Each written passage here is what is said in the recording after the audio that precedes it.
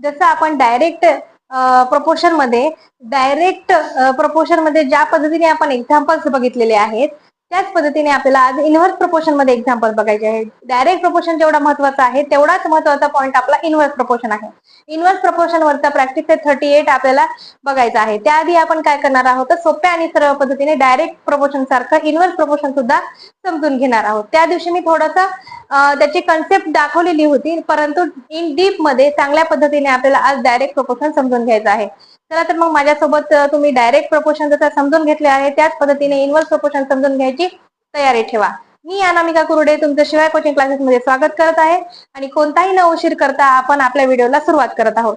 तर inverse proportion जे आहे ते इन्व्हर्स प्रपोर्शन म्हणजे काय, तर एकाच वेळी ज्या पद्धतीने डायरेक्ट मध्ये दोन्ही ज्या काही राशी आहेत त्या वाढत असतात किंवा कमी होत असतात, त्याच्या अपोजिट या ठिकाणी जर एक राशी वाढली, एक क्वांटिटी वाढली, तर दुसरी क्वांटिटी ऍट अ टाइम त्याच टाइमला पूर्णपणे काय होते, डिक्रीज होते, म्हणजे कमी होते.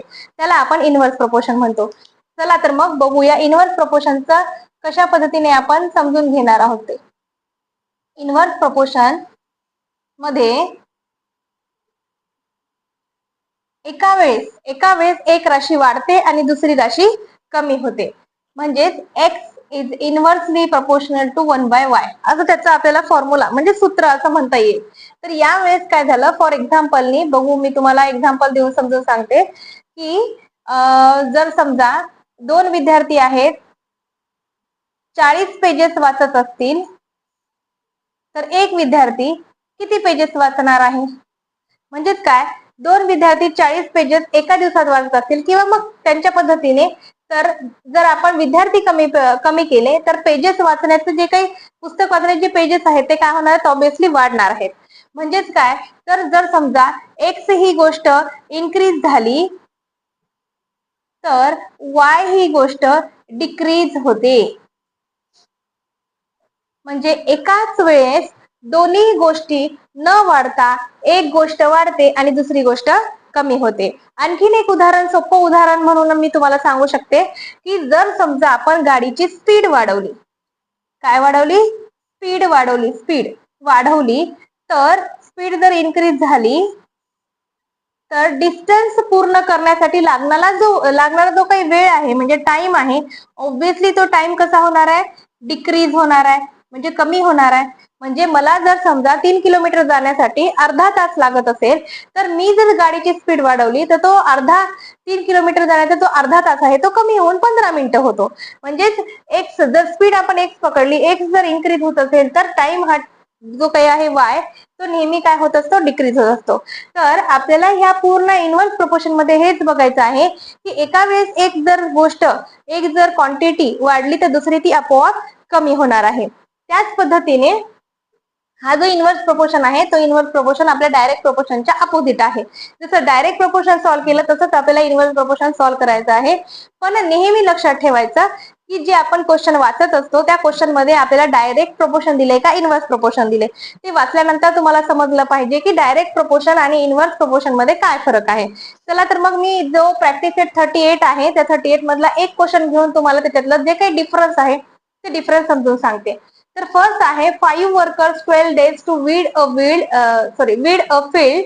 How many days would 6 workers take and how many would 15 take? म्हणजे काय सांगितलं त्यांनी, 5 वर्कर्स आहेत जे की 12 दिवसात काम करतात, म्हणजे फील्ड जी काय आहे आपली ती वीड करतात. तर जे काही 6 वर्कर्स आहेत किती दिवसात करतील आणि 15 वर्कर्स जर दिले तर ते किती दिवसात करतील. तर आपल्याला हे सगळं काय करायचं आहे, काढायचं आहे. तर बघा, सुरुवातीला आपल्याला लक्षात आले की हा काय आहे, इन्व्हर्स प्रपोर्शन आहे. काय इन्व्हर्स प्रपोर्शन आहे, जर वर्कर वाढले तर दिवस कमी होणार आहेत आणि जर दिवस वाढले तर वर्कर कमी होणार आहेत. बघा आता काय सांगितलं मी, 5 वर्कर्स आहेत, 5 काय आहेत, वर्कर्स आहेत आणि 12 दिवसामध्ये काम करतात. किती दिवसामध्ये, 12 दिवसामध्ये काम करतात. जर समजा 6 वर्कर्स असतील तर ते एक्स दिवसामध्ये काम करतील. इन्व्हर्स प्रपोर्शन, डायरेक्ट प्रपोर्शन मध्ये आपण डिवायडेशन करतो, इन्व्हर्स प्रपोर्शन मध्ये आपल्याला काय करावं लागते, मल्टिप्लिकेशन करावं लागते. तर मग मी काय करणार आहे, 5 इंटू 12 समोरासमोरचं मल्टिप्लिकेशन करायचं is equal to 6 into x. काय सांगितलेलं आहे? जर 5 वर्कर 12 दिवसात काम करत असतील तर 6 वर्कर किती दिवसात काम करतील? तर आपल्याला ते डेज काढायचे आहेत. तर मी जेव्हा एक्स काढत असते तेव्हा काय करते, 5 into 12 divided by 6 is equal to x. मग 6 1 जा 6, 6 2 जा 12, बरोबर आहे. 6 2 जा 12, तर 5 दुनी 10. तर आपण काय करू, therefore x is equal to 10 days. मग आपल्याला काय लक्षात आलं? आपल्याला असं लक्षात आलं 5 वर्करला 12 दिवस लागतात, तर आपण एक वर्कर वाढवला म्हणजे तो वर्कर 10 दिवसामध्ये, म्हणजे 6 वर्कर्स काय करणार आहेत, 10 दिवसामध्ये ते काम पूर्ण करणार आहेत. म्हणजे एक वर्कर किती 2 दिवसात तो काम पूर्ण करत असतो. समजला? हे आहे आपलं इनव्हर्स प्रपोर्शनचं उदाहरण. त्याच्यामध्ये त्यांनी सांगितलंय की जर समजा हाऊ मेनी वुड 5 टेक, जर समजा 15 वर्कर्स असतील तर ते काय करतील? मग आपण काय करणार आहोत, 15 वर्कर्स किती दिवसात काम करतील? 5 वर्कर्स आहेत ते काय करतात, 12 दिवसात काम करतात. तर मग मी काय करते, 5 into 12 is equal to 15 into x. 5 into 12 divided by 15 is equal to x. म्हणजेच 5 एक 5, 5 त्रिक 15, 3 एक 3, 3 चौक 12, म्हणजेच काय येणार आहे, x is equal to 4 days. म्हणजे जर आपण वर्कर्स वाढवले काय, तर 5चे वर्कर्स आपण 15 केले तर 15 वर्कर किती दिवसात काम करतात, देअरफॉर 4 डेज. 4 दिवसामध्ये ते 15 वर्कर्स काय करतील, काम करतील. अशा पद्धतीने आपण इनव्हर्स प्रपोर्शनचा जो काही आपला एक्झाम्पल होता 38 म्हणजे 38 प्रॅक्टिस सेट मधला, ते आज फर्स्ट क्वेश्चन सॉल्व्ह केलेला आहे. बघा, कधीही क्वेश्चन वाचताना लक्षात आलं पाहिजे की आपल्याला काय दिलंय आणि आपल्याला काय करायचं आहे. वर्कर्स दिलेत, डेज दिलेत. वर्कर्स जर वाढले तर ऑब्विसली काय होणार आहे, डेजची जी काही संख्या आहे ती कमी होणार आहे. हे आपल्याला समजलं पाहिजे. त्यावरून आपण काय करू शकतो, तर आपण जे काही इनव्हर्स प्रपोर्शनचा जे क्वेश्चन आहे तो अतिशय सोप्या पद्धतीने सॉल्व्ह करू शकतो. नेहमी लक्षात ठेवायचं, डायरेक्ट प्रपोर्शन मध्ये डिवायडेशन, 2 गोष्टींचं डिवायडेशन केलं जातं आणि इनव्हर्स प्रपोर्शन मध्ये 2 गोष्टीचं मल्टिप्लिकेशन केलं जातं.